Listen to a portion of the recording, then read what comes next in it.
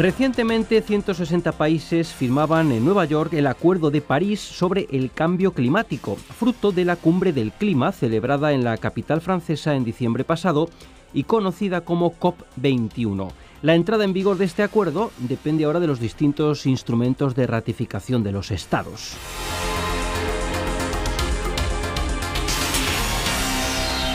El acuerdo tiene el propósito fundamental de que el planeta no se caliente más de 2 grados respecto a los niveles preindustriales. Por ello, todos los estados se han comprometido a contribuir para que las emisiones de gases de efecto invernadero alcancen lo antes posible su punto máximo. El cambio climático es un problema común de la humanidad y supone un desafío desde muchos puntos de vista que hoy vamos a analizar en este programa. Para ello contamos con el catedrático del Departamento de Física de los Materiales de la Facultad de Ciencias de la UNED, Víctor Fairén. Profesor, una primera cuestión importante es diferenciar entre clima y tiempo meteorológico.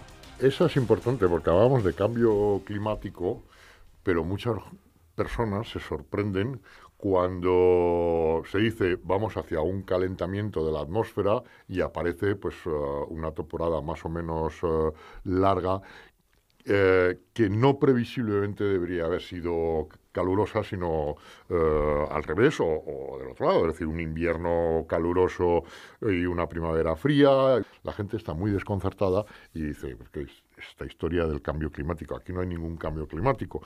La diferencia que tenemos que subrayar es la que existe entre lo que es clima y lo que es tiempo meteorológico. Hay una butad que lo resume muy bien, resume esa diferencia, y es que tiempo meteorológico es lo que obtienes y clima es lo que esperas. El clima es una estadística sobre largos periodos de tiempo, normalmente unos 30 años, del tiempo meteorológico.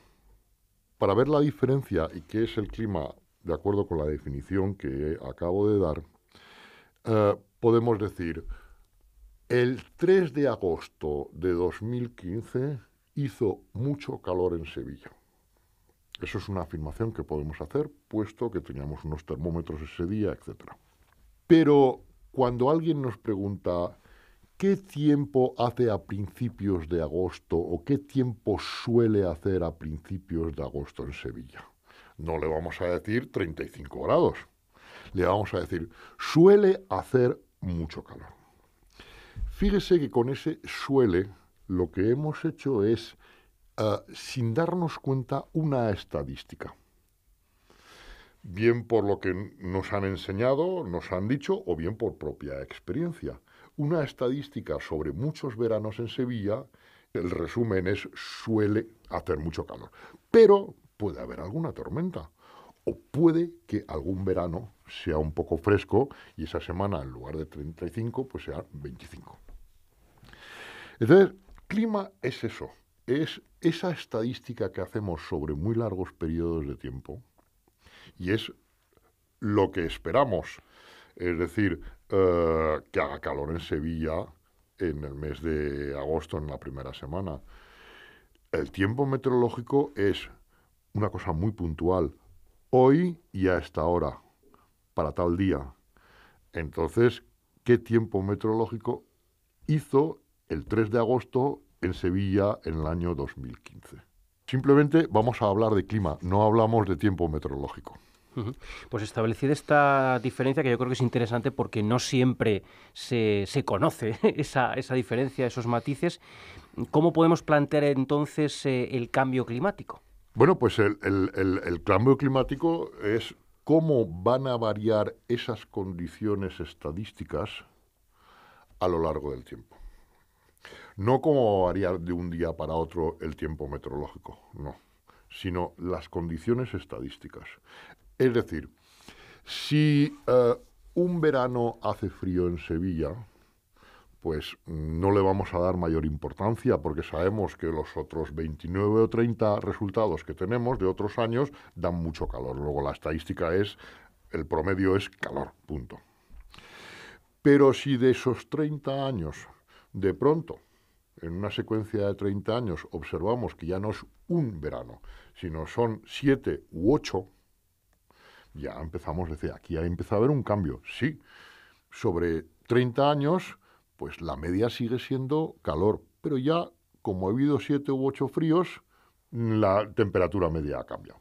Esa estadística a lo largo del tiempo es la que nos señala que las condiciones promedio de la atmósfera y de los océanos están cambiando. Claro, no vamos a decir de un año para otro, pero sí podemos decir qué pasará de aquí 20, 30 años, que es lo que preocupa a los climatólogos.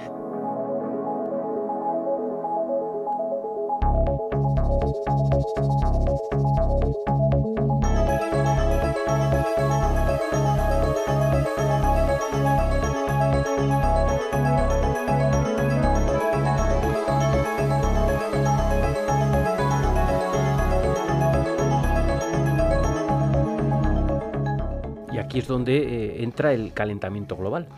Claro, el calentamiento global está en la raíz del cambio climático. Es bien fácil. La Tierra recibe una energía del espacio, básicamente del Sol, en un 99,999999%, y no le devuelve toda esa energía. Se queda con parte de ella. Entonces, toda esa energía, que es pequeñita, pero que se va acumulando a lo largo de los años, porque todos los años se va quedando con energía, hace que la Tierra se vaya calentando. Pero cuando hablo de la Tierra, hablo esencialmente de la atmósfera, de los océanos, y en menor medida, mucho menor medida, de los continentes. Entonces, ¿qué pasa? Pues que ese calentamiento está, por así decirlo, influenciando los dos factores fundamentales que rigen el clima, que son, al igual que rigen también el tiempo meteorológico, que son la atmósfera y los océanos. Y entonces cada uno de ellos va alterando sus pautas de comportamiento. No sé si se podría entrar en la cuestión de los indicadores precisamente que van... Bueno, entonces claro, hemos dicho que el clima se mide sobre largos periodos de tiempo. Entonces, por ejemplo, nosotros instintivamente también hablamos de clima cuando dijo, uy, mi abuelo decía que aquí nevaba mucho en los años 40 o 50 del siglo pasado. Pero ahora ya casi no nieva. Fíjese el periodo de tiempo sobre el que estamos trabajando, desde los años 50 del siglo pasado al presente. Es decir, es un lapso de 70 años. Hemos hablado de clima sin saberlo. ¿De acuerdo? Bien. Entonces, claro, los indicadores los tenemos que referenciar respecto a datos tomados hace bastante tiempo, no ayer o el año pasado, sino datos tomados hace bastante tiempo, ¿no? El cambio por ahora es un cambio, digamos, suave. Pero existen. Existen en tanto en cuanto ya desde, por ejemplo, el siglo XX, los casquetes de hielo de la Tierra han perdido muchísima masa. Tanto los casquetes polares como los casquetes continentales. Es decir, no tiene uno más que explorar en Internet glaciares y pérdida de masa para comparar fotografías de los primeros años del siglo pasado de un glaciar y el glaciar actualmente y ver cómo o bien ha desaparecido o bien su masa ha disminuido muchísimo. Bueno, pues eso es calentamiento. Después, el nivel de los mares también ha subido. No lo notamos nosotros tanto en la península como lo notan en otras partes. Porque el mar o los océanos no suben por igual en todas partes. Porque están las corrientes, hay una dinámica oceánica, etc. Pero bueno, ahí está el indicador. Después, las temperaturas que registran los termómetros van indicando que la atmósfera se está calentando. Y que los océanos también se están calentando, cada vez mayor temperatura. Y así un largo etcétera de indicadores que nos están señalando que océanos y atmósfera se están calentando. Como estamos al principio de la respuesta de la atmósfera y los océanos a la inyección de calor que le hemos metido con los gases de efecto invernadero, todavía no hemos visto cambios muy aparatosos. Pero de seguir así, los veremos. No sé si es cuando uno está al principio del empacho, cuando ha comido demasiado y al principio del empacho pues empieza a notarse un poquitín mal, pero bueno, tampoco es demasiado. Y es cuando va progresando, digamos, la tarde, cuando ya que se va encontrando cada vez peor, ¿no? Entonces, dejemos tiempo. Si no nos fiamos de lo que están diciendo los científicos, dejemos tiempo y veremos cómo estos pequeños síntomas ya se convierten en algo muy relevante para el conjunto de la población.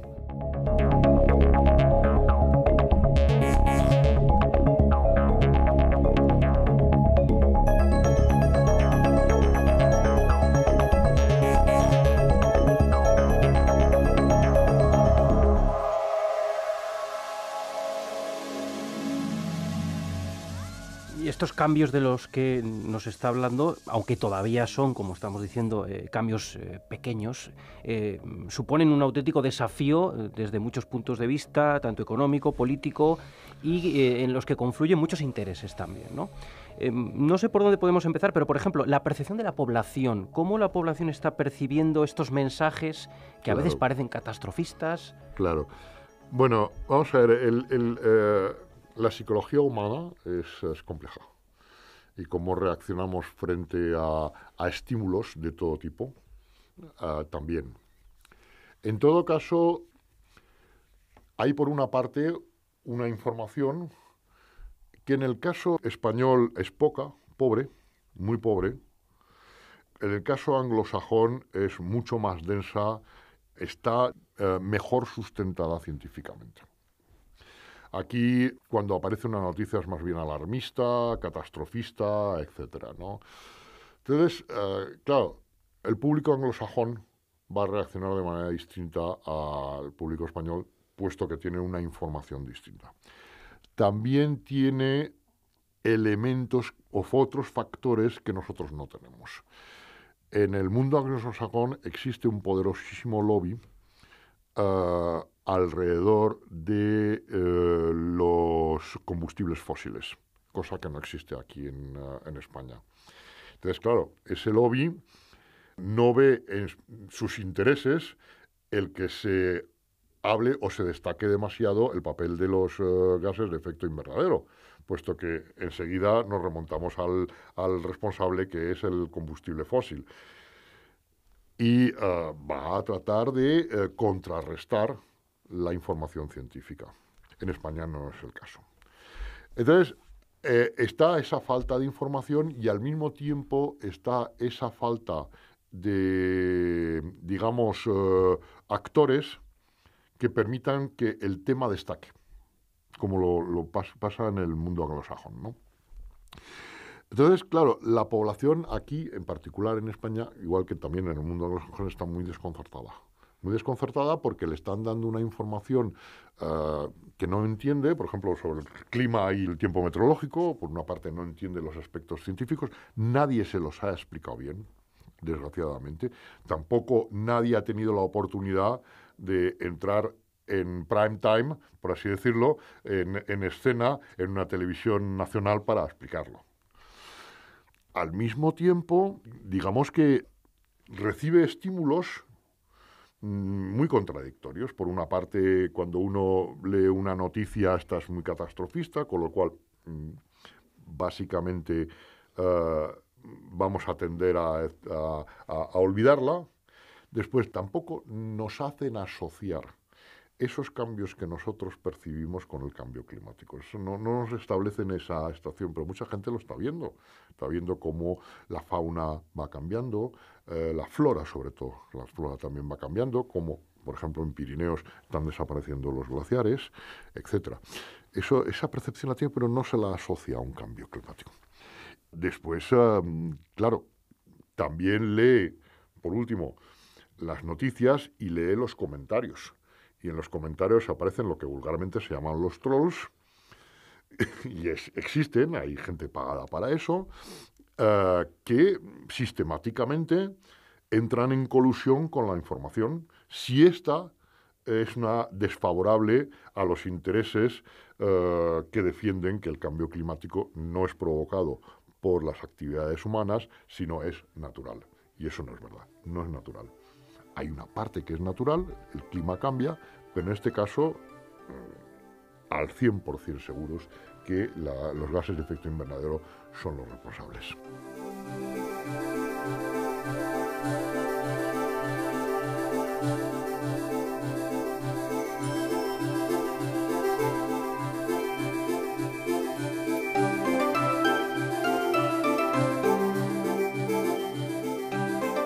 Y en esta lucha de intereses, ¿cómo se siente o qué puede hacer la comunidad científica para hacer llegar esos mensajes de manera rigurosa?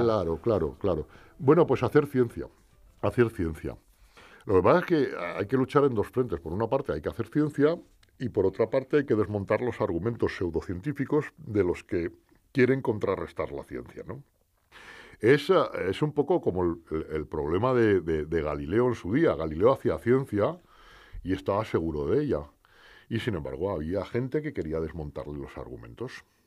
Dentro de ese debate había, por parte de los que querían desmontar los argumentos de Galileo, había cierta razón, por así decirlo, científica, ¿no? Se invocaban los modelos de Ptolomeo, etcétera, ¿no? Bueno, pues un poco lo mismo está pasando. Ahora, la ciencia, en este caso, como en otros muchos aspectos, está abordando problemas que tienen otro tipo de sensibilidades. No sé si me explico. Es decir, sensibilidades como son sensibilidades económicas, sensibilidades políticas, sensibilidades de creencias también. Un cristiano riguroso que cree en el creacionismo, pues va a contestar el cambio climático. Y también aspectos ideológicos, un montón de facetas que hacen muy complejo el problema. Entonces, claro, la ciencia lo único que tiene que hacer es ciencia. Y haciendo ciencia es como realmente se convence a otro. ¿Por qué? Porque hacer ciencia es hacer afirmaciones que pueden ser contrastadas por cualquiera. Yo hago una afirmación y no gratuita. Usted puede irse al laboratorio y hacer un experimento y reproducir. Y si no lo reproduce usted o no lo reproducen las personas que están ahí al lado, enseguida empieza el debate. ¿Por qué no han podido reproducirlo? Hasta que al final se llega a un consenso. ¿Por qué? ¿Qué es lo que ha pasado? Etcétera. Es lo que busca. Es hacer ciencia, lo que tiene que hacer la ciencia. ¿Y qué pueden hacer los políticos o qué hacen? Bueno, pues hacer caso a los científicos, que en definitiva aquí son los técnicos. Es decir, si usted es un político y decide construir un puente, pues no va a darle a su suegra el diseño del puente, va a recurrir a un gabinete de ingenieros, ¿no? Pues lo mismo aquí, exactamente lo mismo. Nadie contesta que se recurra a técnicos, pues aquí exactamente lo mismo. Bueno, hay ya, qué duda cabe, una sensibilización en el mundo de la política. Lo que pasa es que, claro, los políticos son esencialmente oportunistas, un poco veletas también, por qué no decirlo, y en este caso van a ser muy cautos porque bien saben que hay poderosísimos intereses detrás del mundo de los combustibles fósiles. Y van a tratar a todo precio de llegar, por así decirlo, a ciertas decisiones respecto a esos combustibles fósiles, pero sin pisar los pies del lobby. Porque es que el lobby, aquí no tanto, pero en Estados Unidos es el que va a financiar las campañas electorales. Ante la ingente cantidad de dinero que o representa una campaña electoral, el quedarse o enemistarse frontalmente con cierto tipo de lobbies, pues tal. Y además es que no solamente está en Estados Unidos, por ejemplo, el lobby del petróleo, sino que están también los que llamamos aquí los liberales, que son aquellas personas que entienden que las regulaciones, cualesquiera que sean, son malas, son nocivas para el mercado. La libre empresa no tiene que tener ninguna regulación. Y si usted quiere intervenir en la cuestión del cambio climático, hace falta regulaciones. Entonces, esos lo rechazan por cuestión ideológica.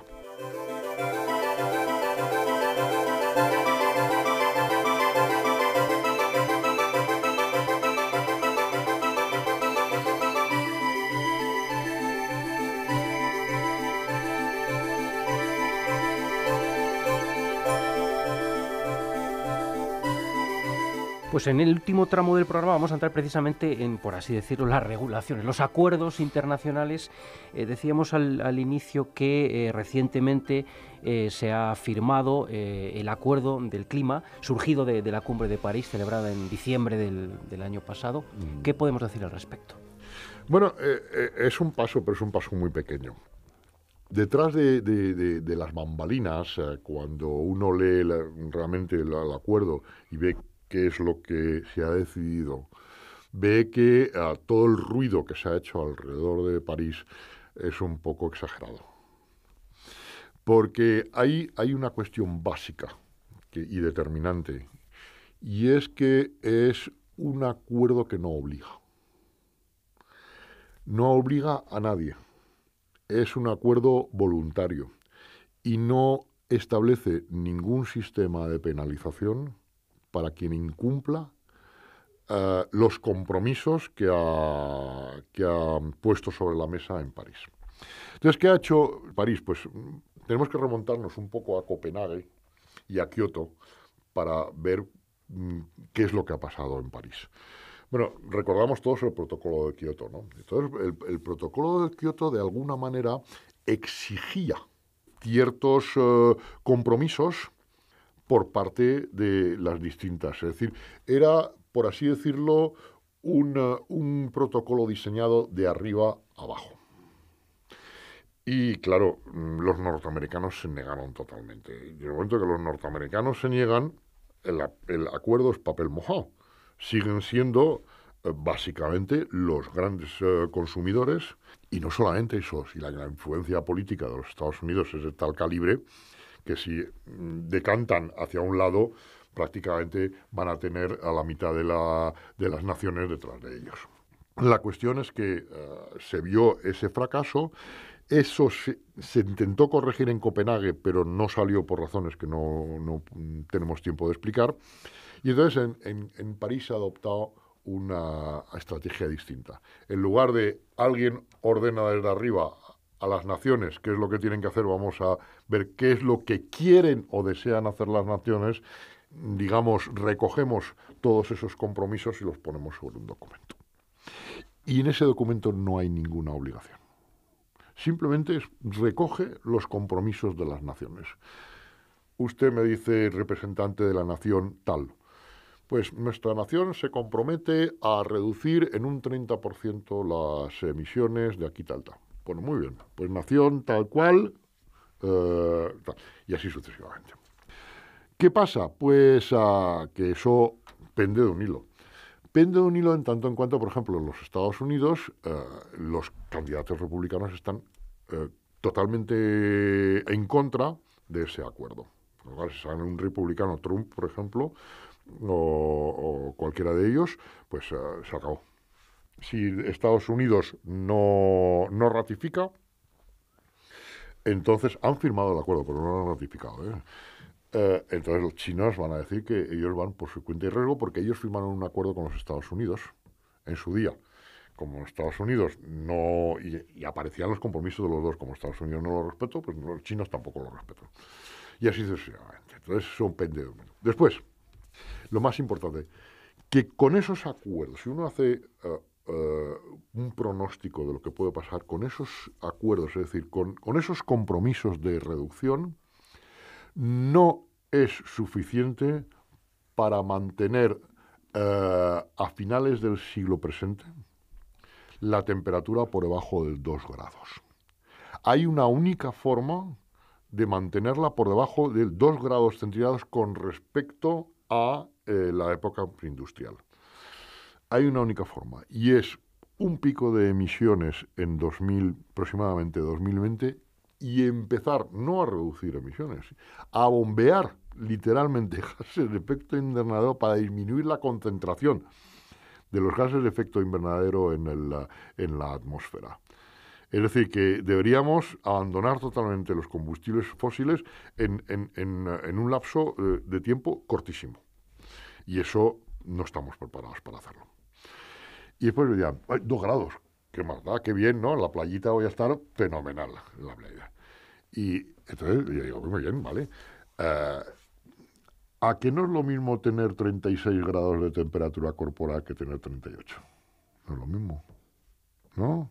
A que cuando tienen 38 la gente le dice, uy, qué guays, ¿no? Pues 2 grados en una temperatura corporal de promedio 36-37 tiene mucha importancia. 2 grados en la temperatura de la Tierra sí que tiene importancia. Tanto, no sé si el símil logra convencer. Tenemos que ir terminando, profesor Fairén, pero en un minuto, ante el panorama que nos está pintando, yo creo entonces que no se puede ser muy, muy optimistas al respecto. Yo francamente no lo soy. No lo soy porque, ya lo he explicado en la última parte, ¿no? Es decir, estamos, como quien dice, pensándolo. Y no es momento de pensarlo. La única forma de que realmente la población presionara sería en que se acelerasen, y eso no lo podemos determinar, que se acelerasen los efectos negativos del cambio climático y empezasen a pasar factura. Por ejemplo, las grandes sequías, como ha habido ahora en California, en el oeste norteamericano, hasta las inundaciones sistemáticas y repetitivas, pasando por el aumento del número y potencia del número de ciclones, etc., ¿no? Y ahora la población dijese, bueno, ya está bien. Pero por ahora estamos vislumbrándolo. Ya en Estados Unidos ya empiezan a mosquearse. Ellos están sufriendo mucho más que nosotros en España. Entonces, ahí sí, ahí yo creo que sí se podría acelerar. Pero bueno, mientras tanto, no, estamos todavía pensándonoslo. ¿Lo hacemos? ¿No lo hacemos? Bueno, vale, sí, no, bueno. Bien, pues como este asunto dará para mucho más, está claro, seguiremos con atención y en próximos programas, profesor Fairén, pues seguiremos hablando del cambio climático. No nos va a quedar otra. Sí, no nos va a quedar otra. Bueno, muchas gracias por la invitación y buenos días a todos. Gracias.